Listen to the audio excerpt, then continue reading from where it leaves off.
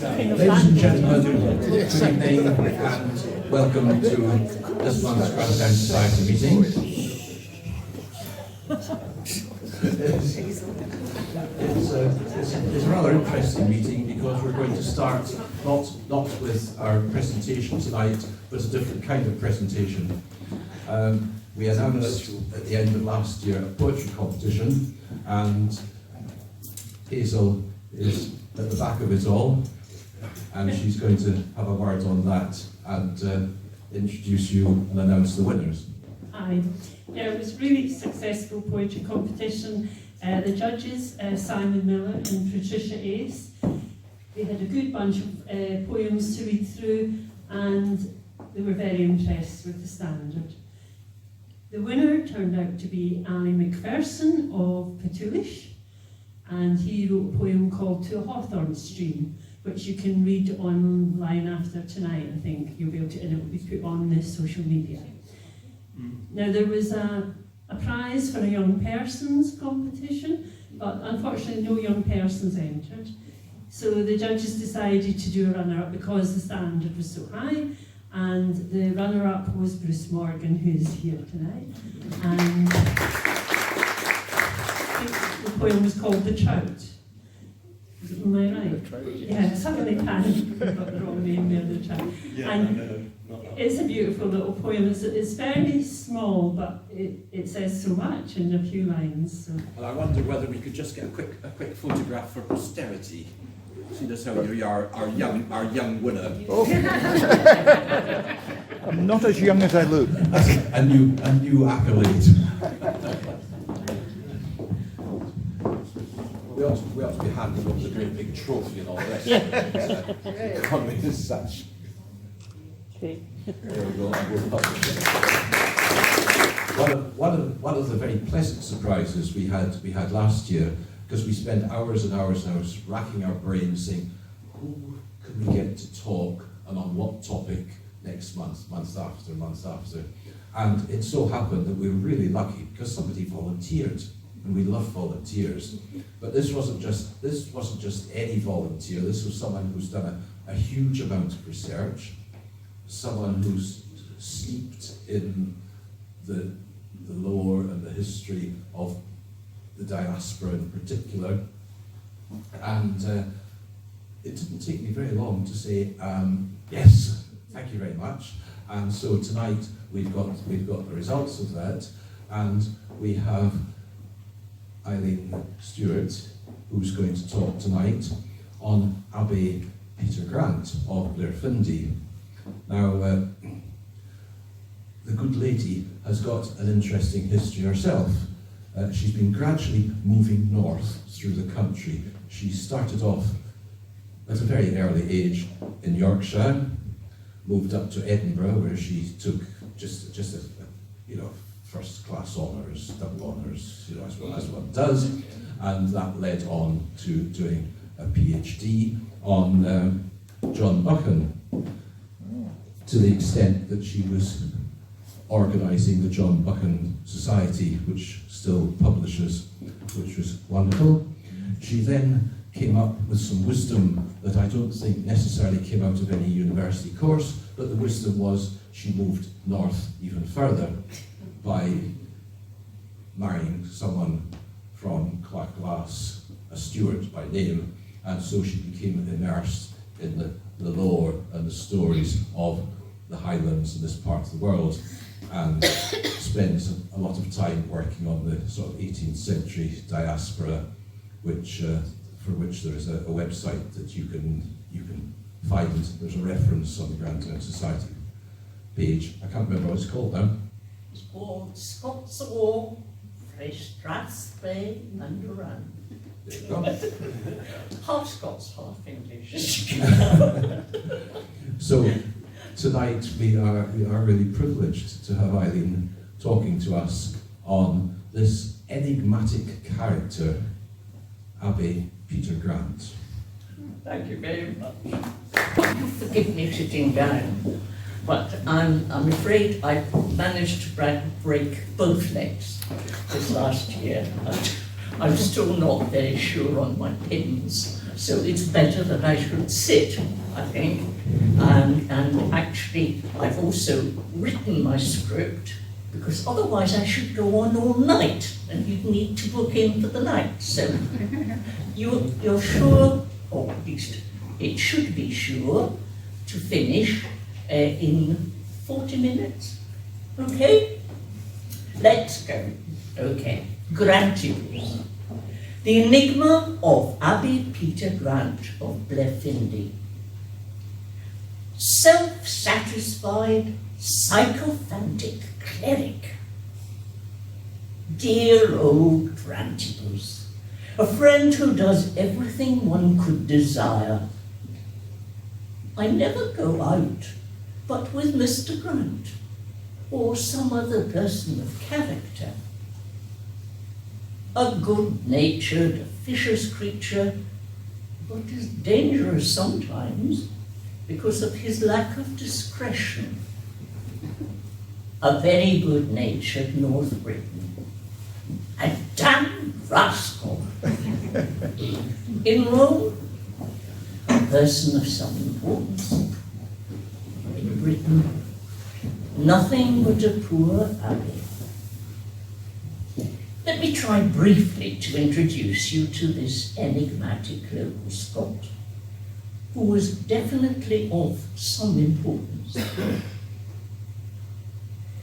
Because he was involved with so many socially significant people, I can't possibly tell you his story fully, but only give you a few glimpses to avoid this being a tedious exercise in name-dropping. Peter was born on the 15th of August 1708 in one of the cluster of farm cottages called Wester Blairfindy. Roy's military map shows two clusters of buildings which may indicate the Wester upstream and Easter downstream Blairfindys. They would have been cooperative farms with infield cultivation and outfield communal grazing, with some summer shielding. Improvement would soon change all that. Blairfindy Castle, that appears to have had such a long history, was, I gather, simply a Gordon hunting lodge built in medieval style. The Blairfindy Grants remained staunchly Catholic and Jacobite in their loyalties, whilst Grant of Grant was finding his niche more firmly on the government side, which was both Protestant and Hanoverian.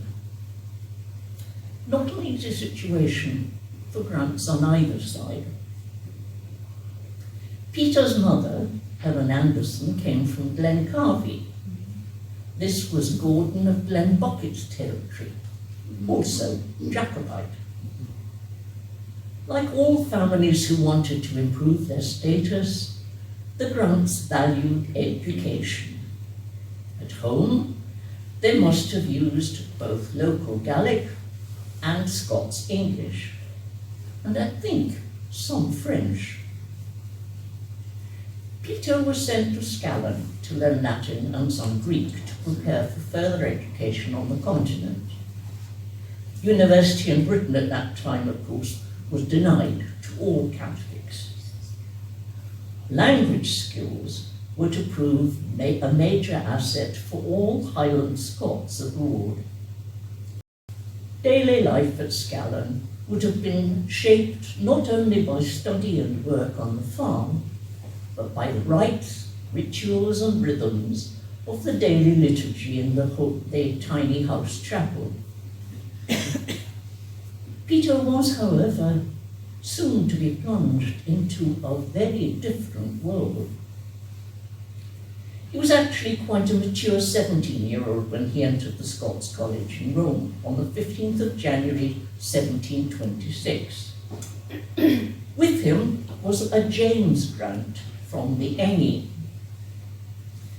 The Scots Jesuits had been ousted from their control of the college 2 years before that, The college would continue to be run by Italian Jesuits until 1773, when the Jesuits were suppressed. Peter, however, was not a Jesuit, as some writers claim.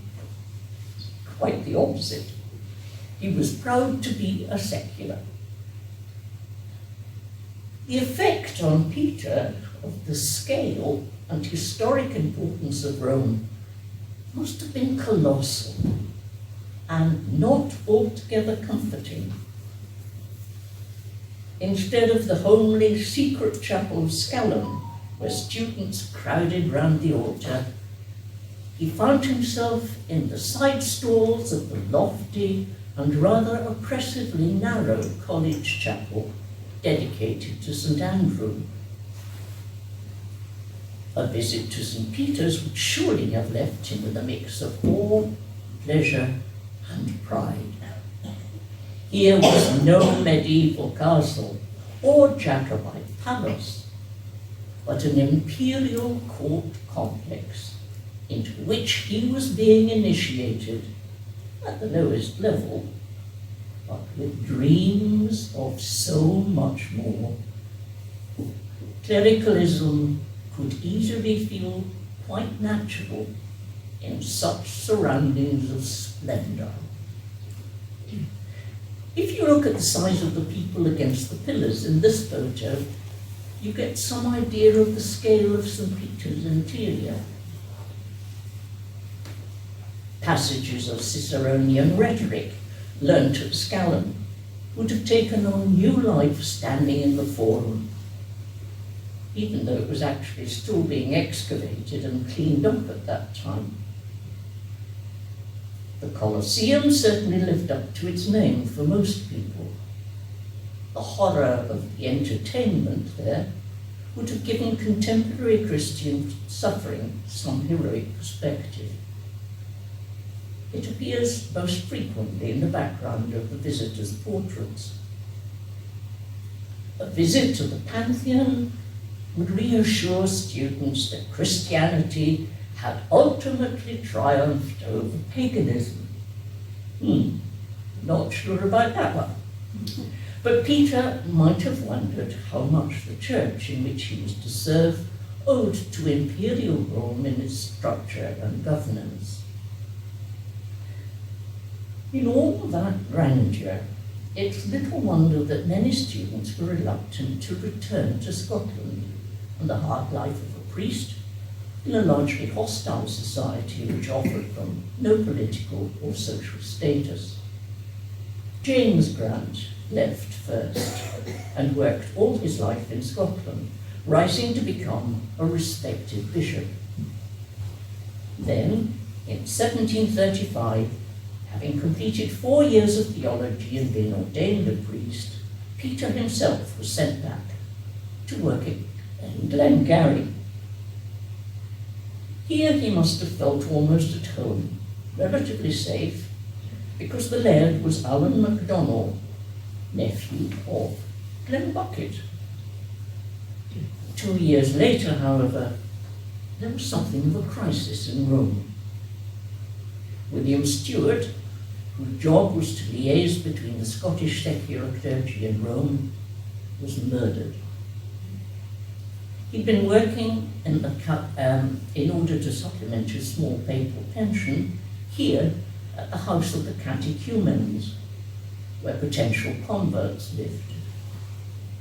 The motive was said to have been simple robbery by a Huguenot convert, but there is as yet no corroboration for that. The political power that centred in Rome also meant that she had a reputation for intrigue, permissiveness, and crime.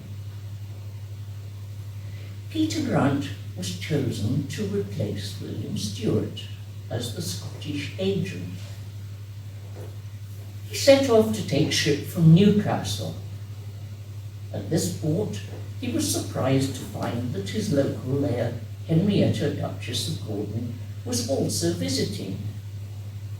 She was a keen Anglican, and after her husband's death, against his wishes and her own promise, she brought up all her children to be Anglicans, not Catholics, and Hanoverians, not Jacobites. She was probably visiting her children's former tutor, the Reverend John Skelly, to sort out arrangements for his marriage to her daughter, Lady Betty Gordon, which took place the following year. Being a sociable body, Peter made a courtesy call. In conversation, he stupidly let slip that he was waiting for the arrival of John Gordon of Glenbucket in order to take ship with him. The Duchess, recognising that Glenbucket was not going to the continent for his health, immediately got in touch with Walpole, and Glenbucket's movements were closely monitored. Gordon had already sold up most of his estate to finance this journey and to offer his military expertise to James for an immediate rising, though he'd retained some bridges in Unside. It too would be burnt after the 45. James rejected Glenbucket's plans at that time, when they might still have succeeded. But his headstrong son, Charles, rashly thought he could handle things himself 8 years later. The result was, of course, the final defeat of the Stewart claims to the throne and a determination on the part of the government to undermine completely the power of the old clan system in Scotland. After Culloden, old Glenbucket managed to escape back to the continent, but he was a broken man. Peter's new job now entailed a number of different and not always harmonious duties. As Scottish agent, he was affiliated, but unsalaried, to the Vatican administration through the Propaganda Fide department, operating close to the Spanish Steps. The Pope at this time was Clement XII, of the Corsini family, one of the most powerful and wealthy Florentine families. Clement had been involved in the operations of the church pretty well all his life.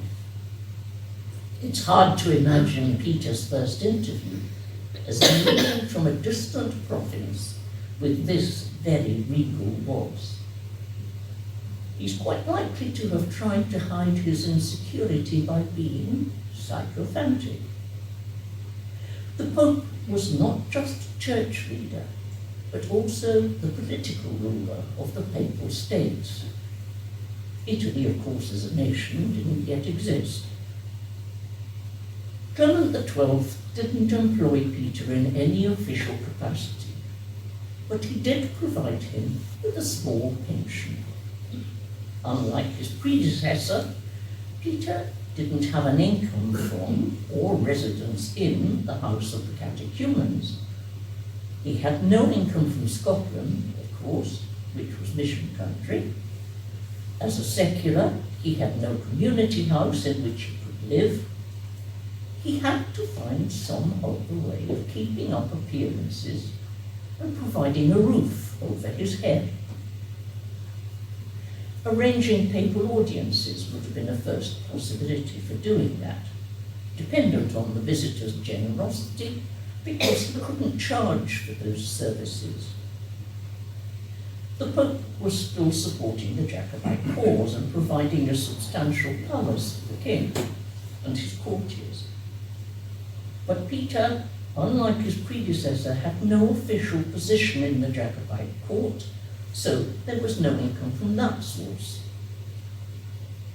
The king's private secretary, Andrew Lumsden, was to take an interest, or was beginning to take an interest in the antiquarian market as a way of boosting his income. After finally giving up on Prince Charles, he would stay on in Rome to work with a cabal of Scots dealers. He may have been the one who suggested to Peter that form of income creation. No evidence has been found by me so far of any meetings between John Roy Stewart, our local Jacobite hero in Rome, and Peter Grant, although they must have known of one another as near neighbours, if nothing else. Lavish festivities and concerts, next slide please, were still held for some time in the papally gifted palace of the king. This painting shows it fully decorated to celebrate the Pope's appointment of the young Prince Henry as cardinal. Henry talking to his father can be recognised by his red stockings and short cape. You have problems to see that, but there is another cover of a book out there that will help for that. The candles that illuminated the building at night time were placed somehow along the walls of the surrounding buildings in the piazza. Peter was supposed to write regular reports to the bishops in Scotland, using a very simple code, by speaking of the Catholic mission as a merchant business and Rome as Hamburg. It is most unlikely to have fooled the massive surveillance movement of Walpole's government, which had a whole network of informers and paid agents and opened and read any correspondence it could intercept. Many of the local Hanoverian visitors, like James Boswell, had to watch their footsteps whilst in Rome, in case they were seen in the wrong place, talking to the wrong people. But Peter managed to secure for James Boswell a personal interview with the Pope nevertheless. The best spy for the London government was Philippe von Stosch, a Prussian antiquarian and avid collector of coins, manuscripts, and inscribed gemstones, often dealing well beyond his means. He used the improbable alias of John Walton, an English scholar studying and later suspected of theft in the Vatican archives. His car was blown and he had to move to Florence. But he continued to supply information about Jacobite activities until his death in 1757. His story is a classic one of intrigue, and his character is sufficiently eccentric to satisfy any spy thriller author, including his trademark monocle and his pet owl. Peter had a counterpart in the English Catholic mission with whom he sometimes travelled. Father Christopher of the Stonor family was slightly younger than Peter. He too dealt with English visitors to Rome. Well known to another Scots dealer, James Byers, he seems to have taken little part in the dealing. Yet, in April 1755, he accompanied Peter Grant, Robert Adam, and Cleryso on an excursion from Rome to Naples. The Yorkshire Jesuit, Father John Thorpe, was also a keen antiquarian. His letters to Arundel are a major source of information about this period.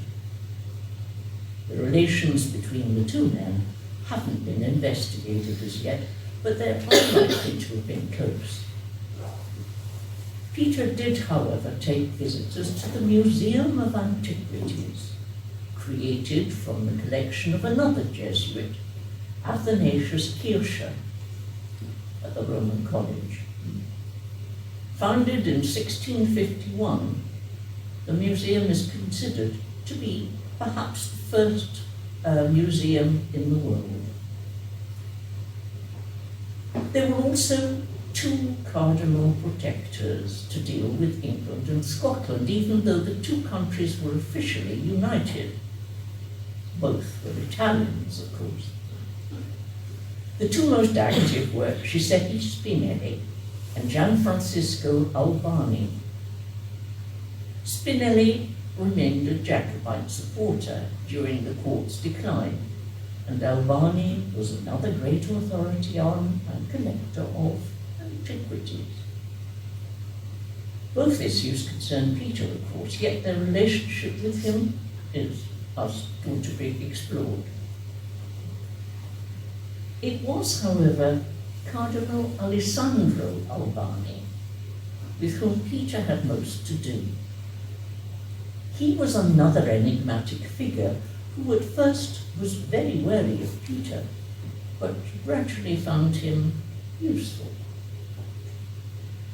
Albani's wealthy background and his being a past papal nephew made him a formidable contact for Peter.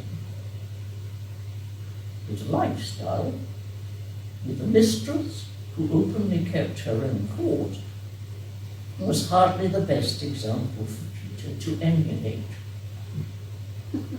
When Albani had to find a dowry for his daughter at her wedding, a large part of his collections came onto the market, and unofficial dealers like Peter were happily involved in negotiations.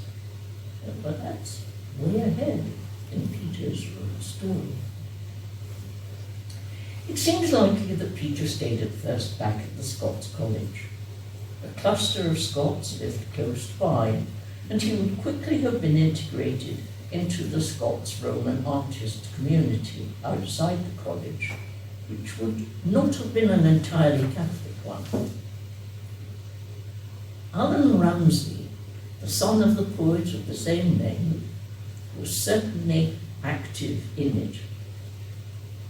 Peter and Allan became good friends this time. Even if Ramsay was not amongst his near neighbours, they would have met at the so-called English Cafe, which was at the foot of the Spanish Steps. Babington's English Tea Room may be in much the same location today. An 18th century coffee house was far more than a place to have a morning coffee.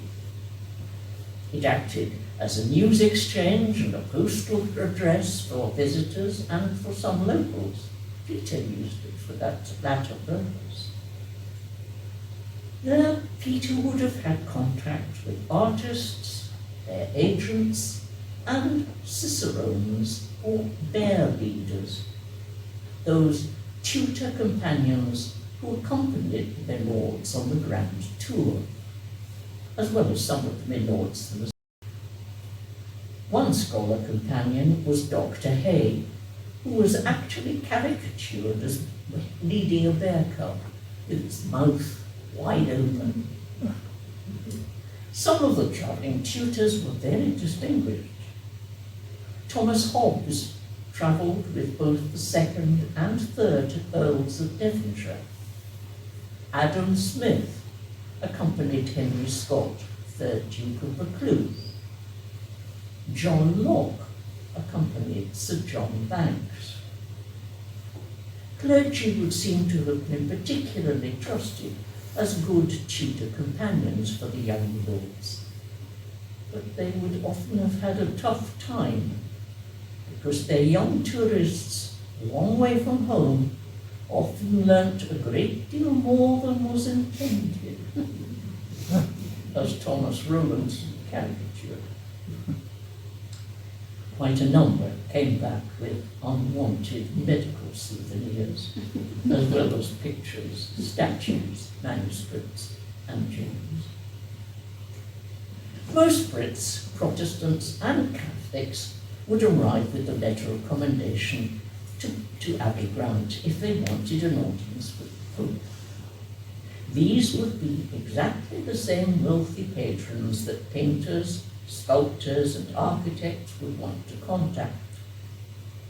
Peter saw the opportunity to create income for himself between the two. but he must have had to learn his trade quickly and would have been helped by the artists and others who wished to sell their original works or supply the flourishing trade in copies of accepted masterpieces. Peter Grant, of necessity, but also out of pleasure, became immersed not in church business, but in the phenomenon of the grand tomb. Women artists in particular found him a respectable and necessary chaperone. For example, Dundee artist Catherine Reed much appreciated Abbe Grant's chaperoning. Her family were Jacobites, and her mother was a Wedderburn. After her uncle's execution, the family had fled to Paris and the Jacobite court there. She had moved on to Rome in the hope of furthering her artistic talents. She was shocked at the restrictions placed on her because of her sex in Rome. Art historian Katrina Seth explains that Catherine couldn't live in a hostelry or visit a cafe where men might have been in the company. She couldn't be apprenticed to another male artist because she might have been alone with him in his workshop. She couldn't even set up an easel out of doors in case some man came up to speak to her. When she visited the Carthusians in Naples, she was not allowed to view their art collection and told her brother indignantly, "These superstitious bigots won't allow a female creature to enter their doors." Peter saw letter writing to families as part of his chaperone cicerone duties for all his clients, whether artists or tourists, and this was perhaps one good reason for complaints about his poor correspondence with the mission back in Scotland. He assured the Reed family that, was it not for the restrictions of her sex, I dare say she would shine wonderfully in history painting too, but it's impossible for her to attend public academies or even design or draw from nature. The short-lived British Academy in Rome was inaugurated in 1752, but this Zoffany portrait shows the only two women members, Mary Moser and Angelica Kaufmann, present as wall paintings. They couldn't be in full attendance, along with male nude models. Some of the academicians seem more interested in the women's portraits than in the men posing well away from the hot wax that might fall from the rather interesting chandelier and reflective canopy. Reed was not chosen as an academician, but became a member of the Society of Artists. With Abbe Peter's help, she built up her own coterie of clients, including her family and Jacobite connections, and Peter's ecclesiastical ones, like Cardinal Alessandro Albani. Money was not a problem to her, as her family were reasonably wealthy. However, she looked on earnings as a means of gaining some independence. Writing to her brother, she says, "I have the honour to be the first from our island that ever painted an Italian above the rank of a priest or an abbé, whereas I have painted the very first princes in Rome." But the problem for someone of her rank was, how should she be remunerated?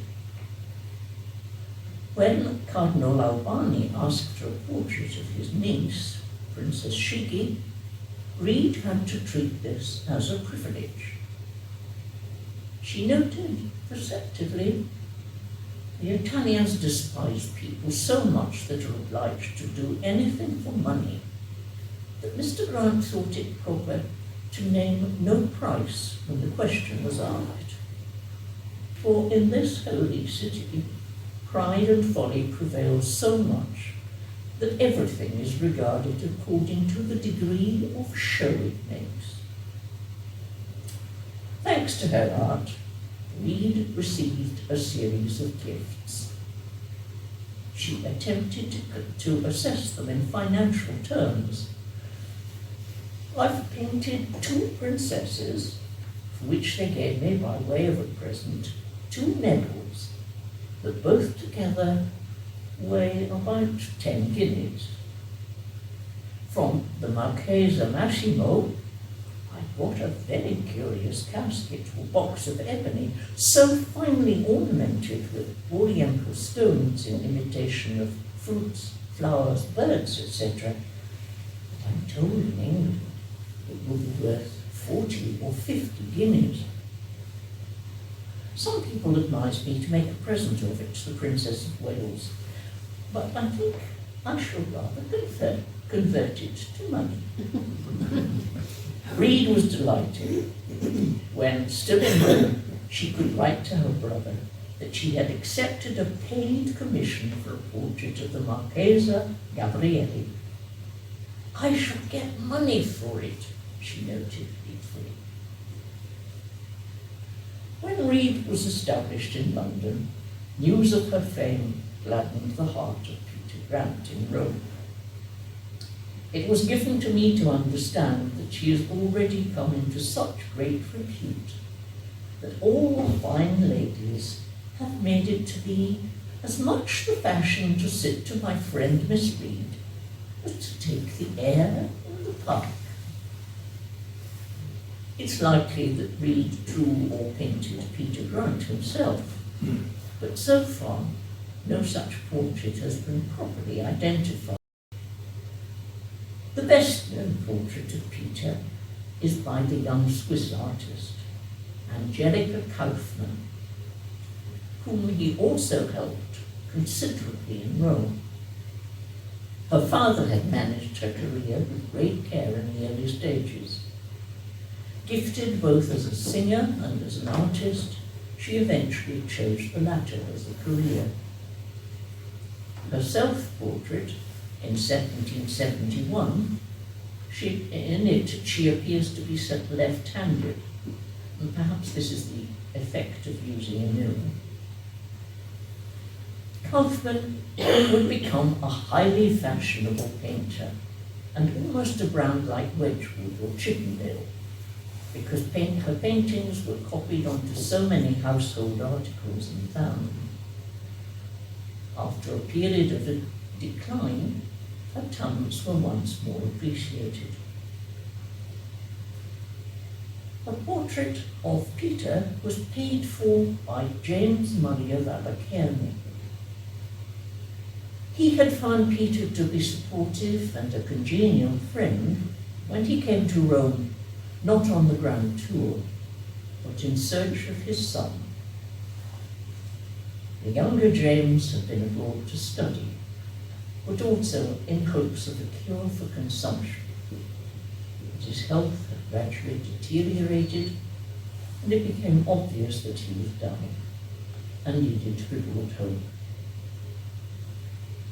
Abbe was noted in Scotland for his own warm hospitality, and Neil Gow and his brother often supplied the music for after-dinner dancing. Gow's Lament for James Murray was perhaps his most important composition that all fiddle players seem to want to record. An indication of the character of the once bright young James is shown in the story that one evening after dinner he was asked to demonstrate his skills in the sword dance. There were no swords around, so James simply hauled out from under the table one of the guests, where it slithered in inebriated oblivion, and then proceeded to dance nimbly over his outstretched limbs. It's hard to think of this lively youngster heading home from Italy in order to die. Sadly, he only managed to get as far as Canterbury. Portraits of father and son by Bertoni not long before James Jr.'s death, are in a private collection, and so far I've only found them reproduced in monochrome, but they are very sympathetic. Another Scots lady painter whom Peter helped was Anne Forbes, whose temperament was very different from Reeves. She came with her mother as chaperone, with plenty of backing. Her uncle's the artist William Aikman, but her career faltered under pressure when she returned to Britain. She ended up, happily, as a teacher in the new George Square in Edinburgh. Peter had to do with many of the Minordi who came to Rome. But here, there was only time to deal briefly with his young chief, James Grant. The future good Sir James had already spent a year in Geneva before arriving in Rome. With his travelling companion, Thomas Wynne, he stayed in the beautifully placed Casa Garnieri, near the top of the Spanish Steps. Accommodation presumably arranged by Abbe Peter, who became their guide. These two were quickly joined by two other friends, Thomas Robinson and John Midden of Halston. The four travelling companions sat to Nathaniel Dance, who then had to make 4 copies of the same painting as a result. From left to right, the group shows James Grant. Next to him is the eccentric John Midden, who inherited wealth in childhood and spent it utterly recklessly. He became a classic 18th century rake, though he did make it into Parliament, but found it too boring. On the verge of bankruptcy, he fled to Calais. But he died in King's Bench Prison on the 29th of March, 1834, of delirium tremens, spouting to the end with surprising accuracy Greek and Latin verse that had a bearing on his fate. The Honourable Thomas Robinson was a glorious young fellow indeed, and most amiable, according to Horace Mann. Robinson became 2nd Baron Grantham and a politician who was appointed Foreign Secretary at the height of his short career. He died when he was only 46. Born in Vienna, his family home was at Newby in Swelldale, but he lived most of his life at Grantham House in Westminster, one of the locations used in the Downton Abbey story. Thomas Wynne, last on the right, would also become a highly respected MP for St Ives and later Beaumaris. He was also Lord Lieutenant of Carnarvonshire, the huge property in Newborough.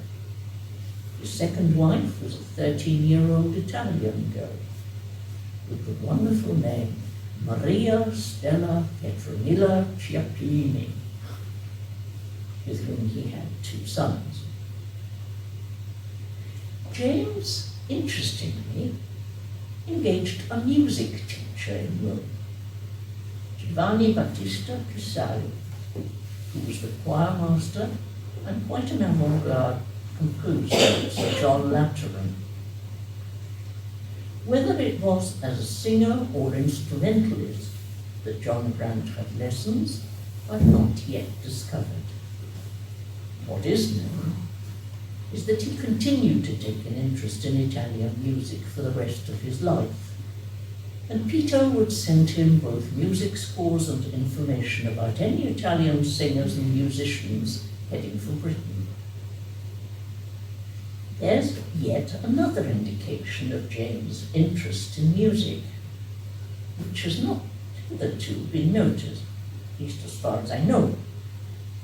He apparently took with him on tour a local clansman, musician, who shared his own name. This portrait by Gabriel Blanchet, which is in the Aberdeen Art Gallery, has an old note on the back that says, the same was James Grant of Inverary, or Inverurie, whichever you prefer, parish of Kirkmichael, who married an Aberdeen lady and lived at Lettered, who went abroad with Sir James Grant of Grant. There is no further information on James Grant of Lettered, except one letter. On the 17th of May, 1760, Peter wrote to Sir James in Bologna, "You may tell James that I have seen Blanchet and that his portrait is almost finished and shall be given to Mr. Jenkins or Plymouth to be sent with yours." It's not really surprising that people haven't noticed that there were actually two James Grants travelling together, but only one had Sir in front of his name. But you'll also be delighted, I hope, to learn that classical as well as dance music was flourishing in one of the houses in Strathspey in the mid-18th century. Grant and Wynne left Rome in May 1760. It was with infinite regret that I left Rome, wrote James Grant. And of the many commissions he left behind, he added, how they ought to be paid for, God knows. But that's the least of our thoughts. Perhaps this nonchalance about money is a clue to his future problems. Abbe Grant subsequently acted as his agent and regularly informed him of progress. Most paintings seem to have been copies of what are called history paintings, and some ended up in the Cullen House Christie's sale in 1975. Also included in that sale were 5 of a box of 6 paintings by James Clark that Peter said he had sent to Castle Grant as instructed in June 1772. James Clark was from Inverness and had been given a £50 annual allowance by Grant to study in Naples. Clark eventually became yet another respected antiquarian of Cicero, rather than an artist, because it was more profitable, though he never made a fortune, because it was said he was too modest. Many of you will recognize this pagoda in Kew Gardens, but can you name the architect? Anybody? Sir William Chambers. I suspect you have much less difficulty naming the architectural style represented here. Anybody? Adam style. Both William Chambers and Robert Adam were in Rome at the same time and keenly aware of one another's talents and ambitions. Peter was a witness at the wedding, under the aegis of the Urbani family, of Chambers to his young Irish mistress, which happily made the birth of their first daughter legitimate. But Robert Adam definitely became a loyal friend of Peter's. John Fleming, in his still very enjoyable read, Robert Adam and His Circle, has much to say about Peter Grant. Robert, he says, for example, had met up with Charles Hope of Hopton in Calais, who, though socially very much his superior, saw Adam as good company, and the two travelled on to Rome together. Warned of Adam's and Charles Hope's arrival, Peter was waiting to receive them, and Fleming says, within a few days, Robert was calling him my good Abbe. My friend, the Abbe Grant, who, if I mistake not, is as good a Jacobite, as good a Catholic, as true a friend and as worthy a man as e'er a Christian in Europe. We're two brothers. He's constantly with me for 4 or 5 hours at a time. Robert had suffered badly from migraines at first, and Peter would stay until late in the evenings to keep him company. Robert must have realised how alarmed his good Protestant family must have been at his new enthusiastic friendship. He reassures them that Peter is very much at his service in making useful introductions right across the full gamut of Rome's society. I assure you, it is vastly convenient to have such a friend who does everything one could desire and whose chief pleasure is doing kind offices to every mortal. I think Peter's good offices have often been seen as toadying. Adam sees them as good nature. Ramsay, Adam and Peter formed a mini Caledonian club where they could leather together in their own mither tongue. All three were forthright men, hard-working at what they saw as their job, and staunchly proud of their Scottish heritage. Yet their professions left them all on the peripheries of the upper layers of European society. All three of them were anxious for promotion up into that stratosphere. At one point, Robert and Peter got caught up in a very public spat with the strange genius Giovanni Battista Piranesi. Publication of drawings was dependent on sponsorship, which Piranesi sought from both Robert Adam for one set and Lord Chalmont from the other. Both sponsors were, at first, flattered by the lavish acknowledgement of their financial contributions. However, both were taken aback by Piranesi's expectation of their further investment in buying volumes. Adam was clever enough to see this as an opportunity and quickly shifted the books he'd had to buy to the London market, where they sold for a profit. Adam had actually learnt a lot from Piranesi about the value of playing with changes in perspective and scale, and not simply being a rigorous copyist, which was so much a feature of neoclassicism. This is one of Piranesi's complex drawings. Sorry, it was the one you were with before. That's right, Piranesi's complex drawings that are close to being surrealistic. There's a whole book outside there for you to look at. He really is a very strange person as well as an artist, but clearly very, very talented. The Anglo-Irish Chalmont was a wealthy lord who spent 8 years on his grand tour with no restrictions on his spending. He felt that his original contribution was quite enough. Dealing would certainly have been beneath him.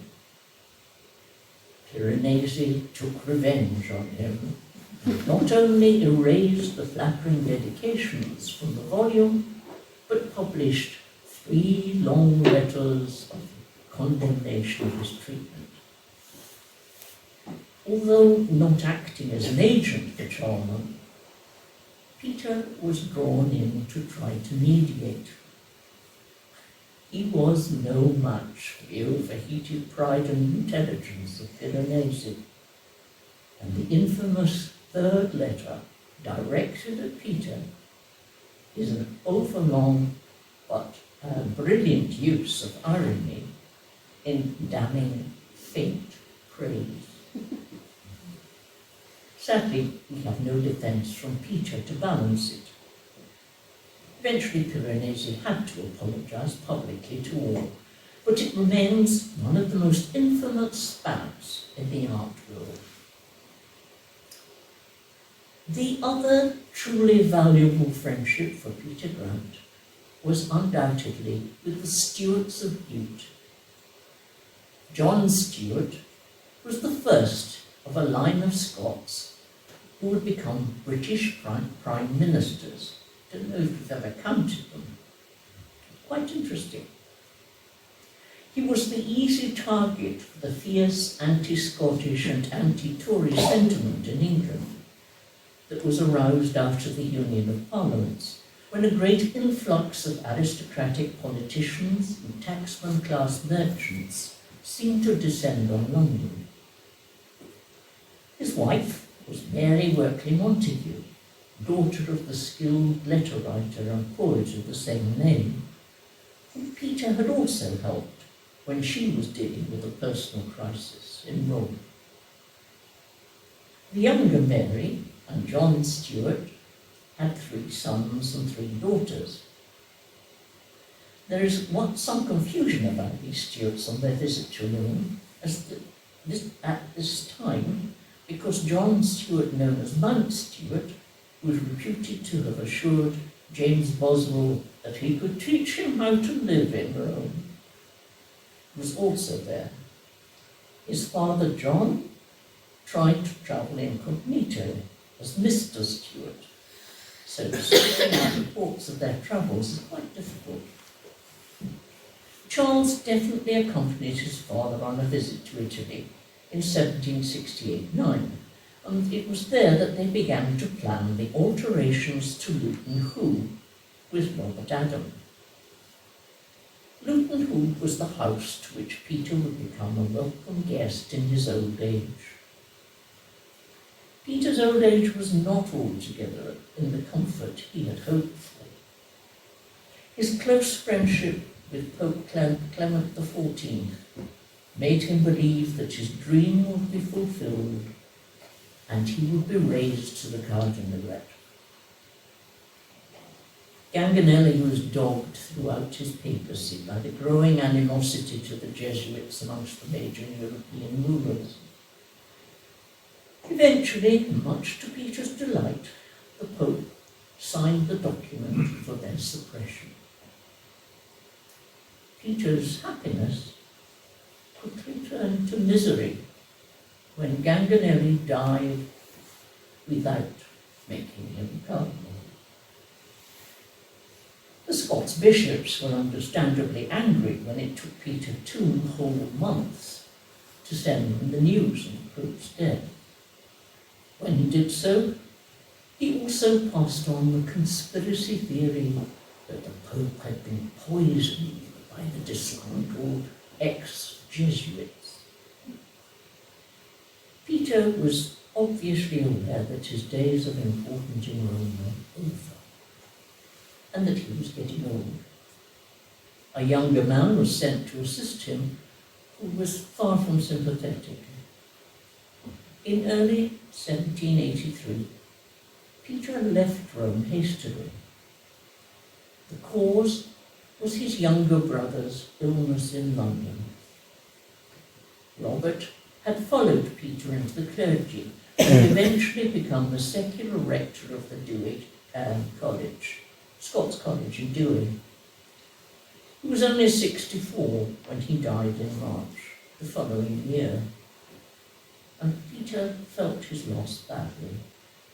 The Butes at Luton Hoo welcomed Peter in July of that year. Lady Bute was at first unimpressed, but soon found Peter very entertaining. From the variety of anecdotes he has to tell of all the English, Scotch and Irish that have visited Rome for these 40 years. Peter returned to Rome and died there at the beginning of September of the same year, 1784. He was buried in the parish church of the Scots College. His monument was paid for by the Earl of Bute and his brother James Stewart Mackenzie. This evening, I've only been able to mention a very few of Peter Grant's contacts and escapades in Rome. I've concentrated on his life in relationship to art and the Grand Tour rather than his clerical life. Too often, he's been judged negatively against our preconceived expectations of priestly dedication. I've attempted to shift that focus and see him as a man who sought to improve himself and his family as he saw it, but largely failed for himself at the last hurdle. I think we may be able to see that Peter's priestly vocation wasn't lost, but was redirected towards easing the path of reconciliation through his friendships with people of influence in society. This would eventually lead to Catholic emancipation and allow his fellow priests to operate openly. When William Cowper wrote a blistering satire on the fiddling priest, but he also wrote an even more famous hymn. God moves in a mysterious way, his wonders to perform. Thank you.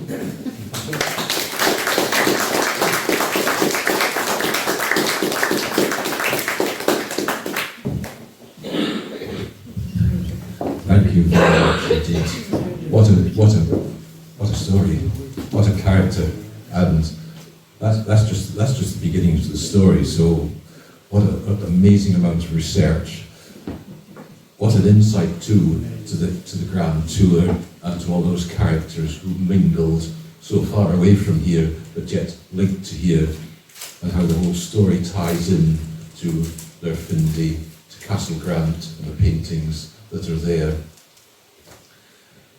And so beautifully read, so brilliantly presented. I think there's a model there for a lot of us who attempt to put things together as how to balance out the story with the pictures, with light interventions and so on. And I, for one, have thoroughly enjoyed that. So thank you very much indeed. Thank you.